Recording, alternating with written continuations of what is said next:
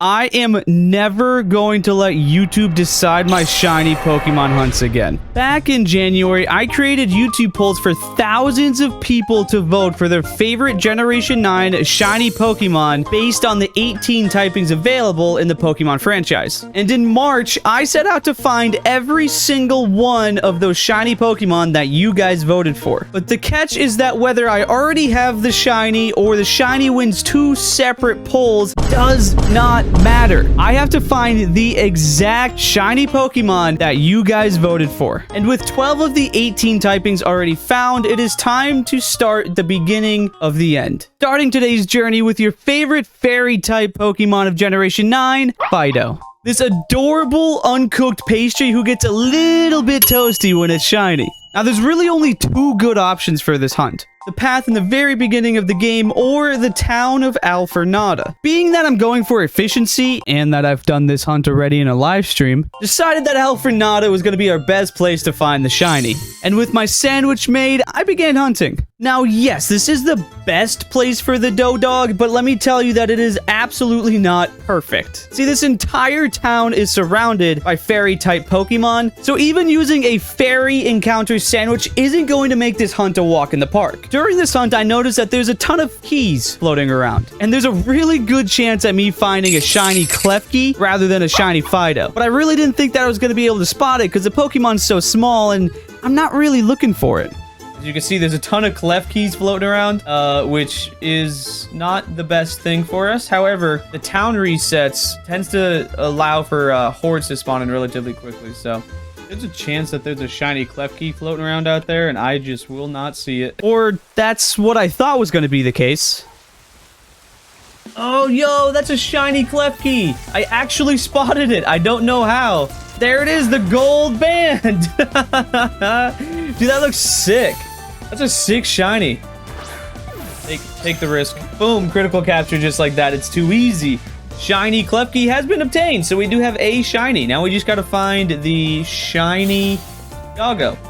And let me tell you, it wasn't long after that I started to expose the rest of the challenges within this shiny hunt. While resetting for Pokemon by going in and out of the city, the Pokemon spawning started to run into the city themselves. But if I chased after them, poof, they were gone. And that was just the start of the problems. Let's talk about these shadows. When a Fidough spawns or walks into a shadow, they all start to look toasty. But after hunting for about 45 minutes, I ended up finding the real toasty dough. And let me tell you, apparently it needed to be cooked a little bit longer before it could be caught. Is that it? There it is, the dash. That's not the dash button. That's a shiny doggy. Hello, little tiny puppy. Oh, you're so cute. Look at you. You're just a little bit overdone, aren't you? Oh, it's so cute. I love it. I love it. I love it. Shiny Fidough. Boom. All right, you know we're going to hit it with that false swipe. Ah.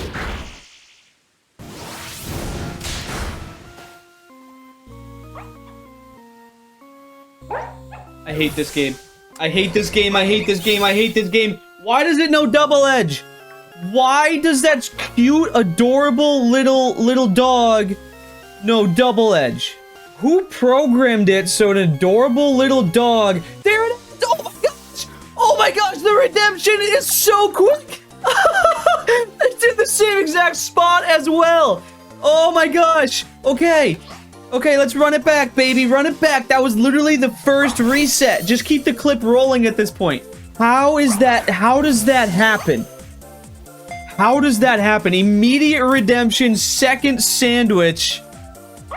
in seconds. After having the absolute fastest redemption arc known to man, it was time to start our second shiny hunt and everyone's favorite Generation 9 flying Pokemon, Bombirdier. The baby delivering flying stork himself. Now, I'm not going to lie, I had no idea where this thing spawned. So I checked my Pokédex, flew out there, made my sandwich, and started to, or at least thought I started to shiny hunt it. See, after making my flying sandwich, I was absolutely overwhelmed by like Drifloon and Swablu, which then this really only left me with one option. It was time to break out the outbreak method. In Pokemon Scarlet and Violet, if you have an encounter sandwich active, and go to your system settings to skip to the next day forward, you can force an outbreak of a specific type of Pokemon. Now, skipping about 5 days ahead, I ended up finding the Bombirdier outbreak that I was looking for, and not only that, but it was right outside of the city, which means mass resets, baby. So after slaying about 60 Storks and doing some resets, I ended up finding this weird pink bird. Is that... Oh, no! A phase. It is a phase. A shiny Murkrow. This is not the Pokemon we wanted. Yo, imagine I use a Master Ball on it because it mashes the best. That's what I should have done. Yeah, that wasn't quite the bird I was looking for, and I really don't want a crow delivering my baby. But either way, it's still a great shiny. Luckily, it wasn't too long after that I did end up finding the desaturated flying baby carrier. That's it. There it is. Oh, it's so subtle, but if you really look, you can see that there's just an absolute desaturated bird on the left-hand side. And then you see on the right, you see the orange and the pink, or whatever color beak you want to say it is. So at this point, you may have began to notice the 10K balloons behind me. You see, what's really cool is that in between recordings, we actually hit 10,000 subscribers here on the channel. And on behalf of myself, Frozen, our editor, and Grenji, our thumbnail artist, I just want to say thank you. We put so much work into this channel to try to produce the highest quality, most entertaining videos we can. And we have so much more planned for you guys here in the future, and we truly appreciate every single one of you. But anyway, let's just get back to shiny hunting. There he is. Oh, he's right on me. There it is. Shiny Bombirdier in the outbreak. Absolute insane shiny odds for this one. Shiny number 2 checked off the list.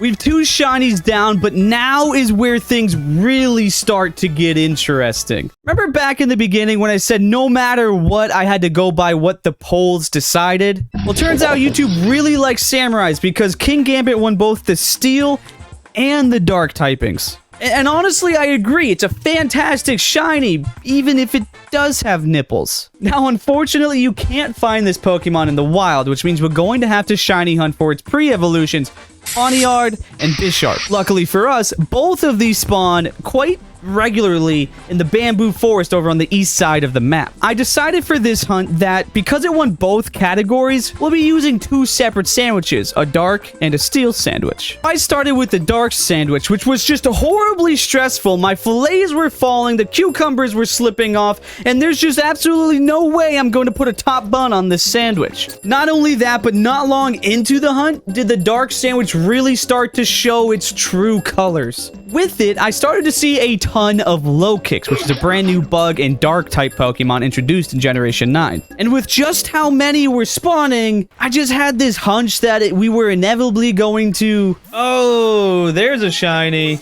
Not quite the shiny we were looking for, but shiny low kicks has been found and is attacking me. So shiny low kicks, everybody. There we go. Finally, shiny low kicks has been caught. And that wasn't the only prank that this sandwich decided to pull on me. No, not long after, I found a second shiny low kicks basically in the same exact location as the first one. Luckily, though, not long after we started the second sandwich did our blue boy Bisharp decide to finally show up. Oh, there it is. Yes. Yes, shiny Bisharp. Oh my gosh, that looks so sick. Ooh, baby. Look at that. Oh, it looks so good. That's such a vibrant, deep, like, royal blue. And I'm here for it. Stay in the ball. There we go. Shiny Bisharp number 1 has been obtained. It is time that we now move on to the steel sandwich and find ourselves another one. And after going through the absolute stress that dark sandwich caused on me, I was genuinely looking forward to the steel sandwich. Since Bisharp and Pawniard are the only steel type Pokemon that can spawn in this area, I knew that this sandwich was going to be super easy. Are you serious? That quickly? We already have a shiny Pawniard here. That took 5 seconds. Even with that battle, I'm less than 30 seconds into this steel sandwich. This might be faster than the shiny Smoliv from the last video. Are you serious right now? Okay, like I was saying, I knew this hunt was gonna be super easy, but holy smokes, dude, I did not anticipate to make the sandwich, turn around, and find the blue boy shiny right in front of me. Not only that, but that was not the end of this sandwich. This sandwich went on to be an absolute monster. It was like I opened a steel mill, and the steel mill just said, full steam ahead. Oh, shiny Bisharp, number 2. Oh, yes! Hey, shiny Bisharp number 3. Let's go! Because you guys love shiny King Gambit so much, I decided that let's do a giveaway. Comment down below, Blue Boy giveaway for a chance to win your very own shiny Bisharp and or Pawniard. Shiny Pawniard number 2. Another one! Woo! This is just a sandwich that keeps on giving. Oh my goodness.